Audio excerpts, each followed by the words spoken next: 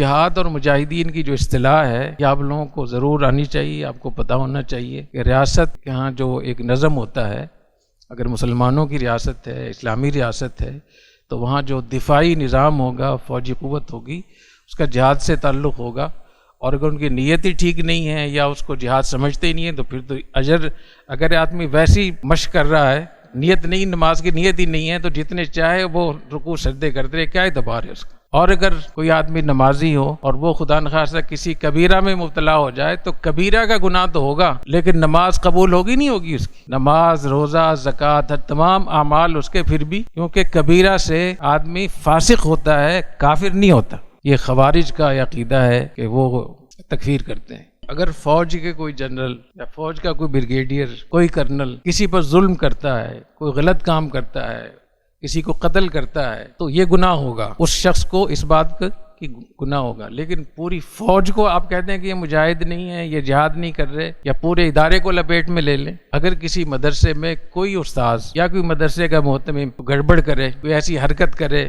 جو شرعاً حرام ہے، ناجائز ہے، کیا سارے مدرسوں کو آپ کہہ دیں گے؟ تو بالکل اسی طریقے سے ہم لوگوں نے فرق ختم کر دیا تھا۔ ایک شخصی گناہ، وقتی طور پر کسی نے کوئی غلط کام کیا ہے، اور ایک باقاعدہ اس کو، تو اس کا ہمیں خاص طور پہ اس فرق کو ملحوظ رکھنا چاہیے۔